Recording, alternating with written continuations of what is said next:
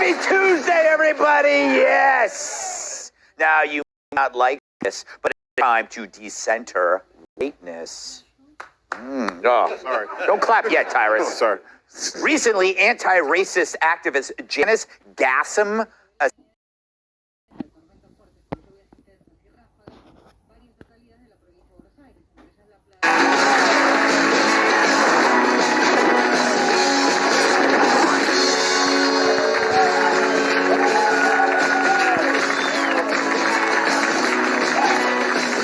Happy Tuesday, everybody! Yes! Now, you might not like this, but it's time to decenter whiteness. Oh, sorry. Don't clap yet, Tyrus. Oh, sorry. Recently, anti-racist activist Janice Gassam, who's so full of hot air, she has gas in her middle name. Okay, you don't have to laugh. She published an article in Forbes that offers 3 ways to decenter whiteness in your workplace. Here's a taste. Quote, white centering can be thought of as a system that prioritizes white dominant culture to the detriment of non-white groups and cultures. White centering has been given many names, including the white gaze and whiteness as the default. Translation, there's too many white people, but we can't say that yet. So here's a simple test to determine if something is racist. Just replace the word white with the word black. Let's try it. Black centering can be thought of as a system that prioritizes black dominant culture to the detriment of non-black groups and cultures. Black centering has been given many names, including the black gaze and blackness as the default. I know. That'll make you regret shopping on White Friday. Here's another tasty tidbit. Regardless of an employee's perceived productivity or performance, if they're causing racial harm, they must be held accountable for their actions. There's the phrase, racial harm. That sounds like it could be a mile wide and an inch deep. Like if Dana Perino built a giant swimming pool. It's tiny. Fact is, racial harm means whatever these hucksters wanted to mean at that moment. So when someone gets called racist, you won't know whether they used the N-word or expected you to be on time. And since your target is whiteness, you can't cause harm if you're not white, even if you're really bad at your job. So no wonder Kimmel wore blackface. Obviously, reducing people to their immutable physical characteristics is racist, which is obvious to Ohio Senator J.D. Vance, who posted this on X. I'm done with it. It's racist and it's gross. Forbes should be ashamed of themselves for publishing it. The author is a diversity, equity, and inclusion consultant. I've directed my staff to investigate whether her business receives any public money from Ohio. And responding to Fox, Asser shot back, the senator has no idea what decentering whiteness actually means and how it's about the system of whiteness and not one white person or white people. Wow, thanks for defining it. So it's not about one white person, it's about all of those crackers. Anyway, if you're keeping score, her one response mentions decentering whiteness, system of whiteness, white person, white people. Jesus, lady, if you're that obsessed with whiteness, just admit you hate white people or you have a crush on Tom Shalhoub. Sarah claims you need to read her book to understand what the hell decentering means. Nice try. I've already got burned once with that scam.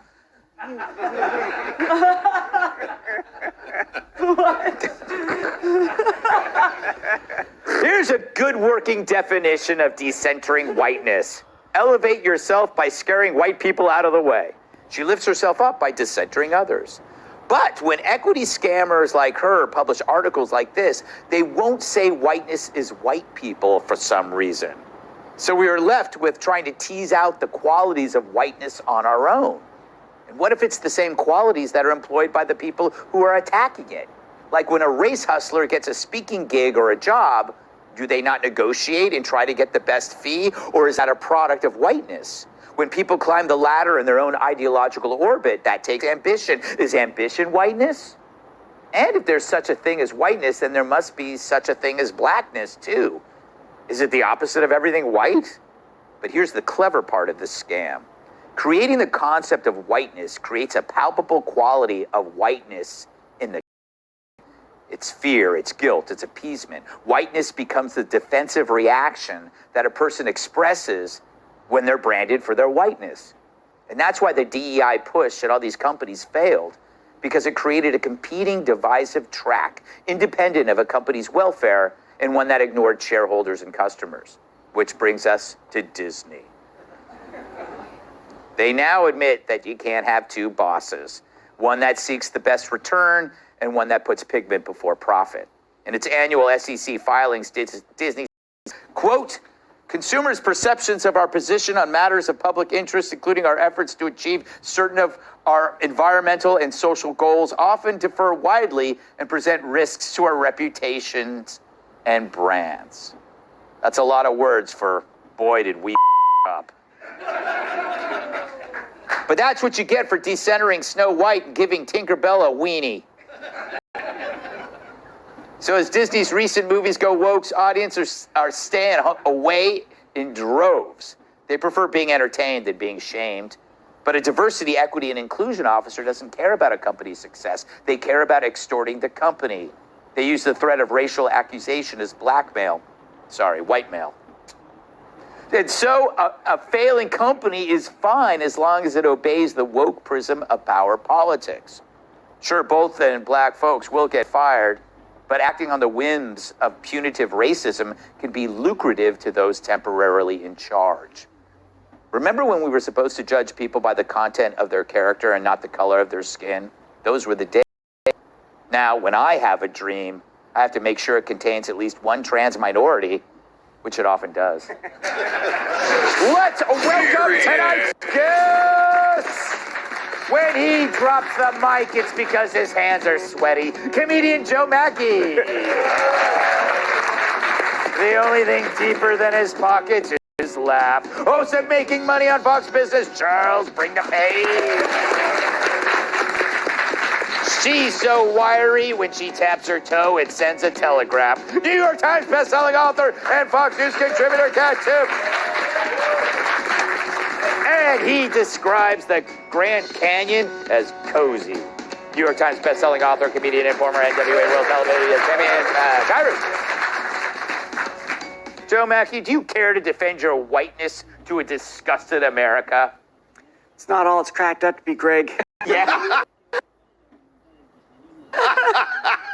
White privilege, not when you have this many jealous husbands that resent me. White fragility, I am fragile because I've been hurt by all the women who want me for my body.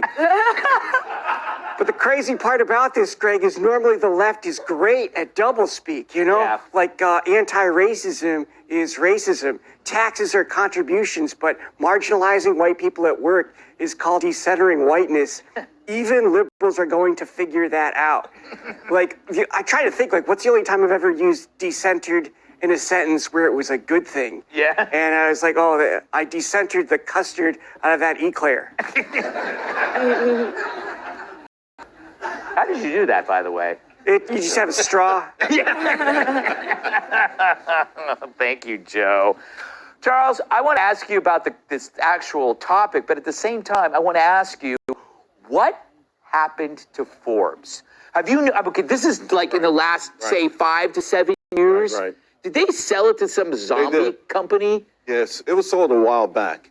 They kept Steve on as sort of a figurehead, but it was sold a long time ago, and the content has gotten worse and worse, just like Fortune. Yeah. They're so awful. I don't know, any investor should never pick it up. Yeah. Business Insider, don't pick it up. I mean, really, it's just, they've all become social commentary. There's nothing about making money, earning money, or the American dream, pulling yourself up by the bootstraps. By the way, I've never used decentralized in any sentence. I don't even know how to begin to use it in a sentence. And J.D. Vance is onto something. Listen, this is another race hustle.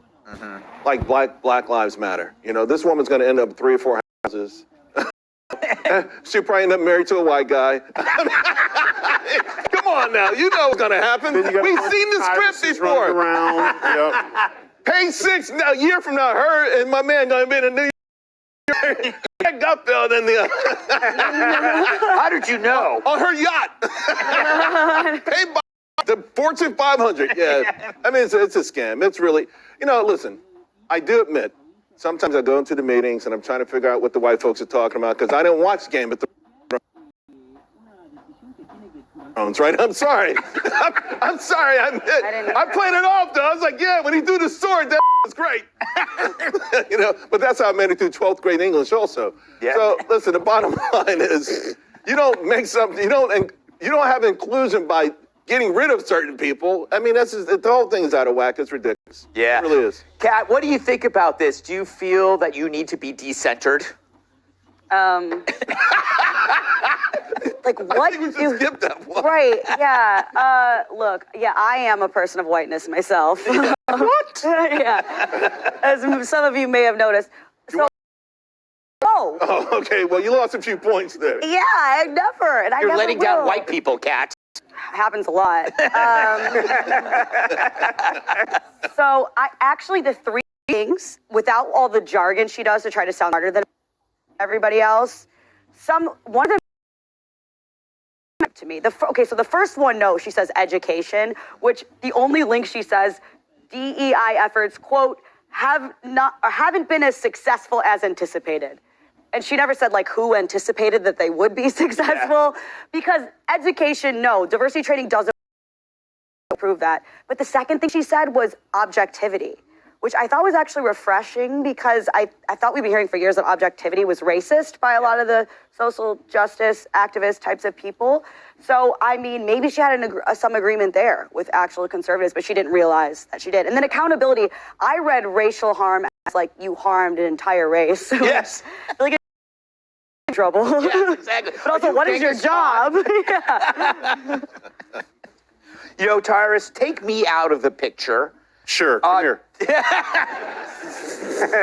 Do you see racial harm in the workplace? Oh, every day. I live my life in fear as I walk the halls being bullied by white people. You have your office next to Judge Janine. So listen, if you can't describe something without saying it in a description, you're full of That is actually a brilliant. That's just it. Yeah. What is whiteness? Well, it's with white. Yes. It's a lot of white, and there's too many white. You talking about white people? No, just whiteness. Listen, Americans aren't even good whites. Okay, you're not like ranked in whiteness. Like you got to go to Norway or Finland. That's where the real white people are. They swim in the snow. They eat pickled fish. They dominate whiteness. So if you're going to go somewhere, send her ass over there and work on it over there. Because the white people here are always stealing our. You know what I'm saying? They want to dance like us. They want to do the thing. Like their whiteness is horrible. Fix your game. She's full of. I'm just mad I didn't think about it. Yes. Like, that's the problem we see with this and she knows she's full of it. She's trying to sell a book. Consulting? Consulting, which will be who she's going to consult? Scared white people with big checkbooks. What's wrong with my whiteness? I'm glad.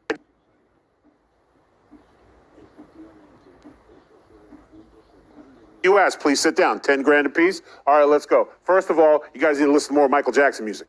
Oh, excellent. Why don't we do that? Second of all, try fried chicken. Oh, we'll do that. She'll just make it as she goes. She could be racist. It's the new hustle. It's the new religion. I wonder what color her agent will be. He's Jewish.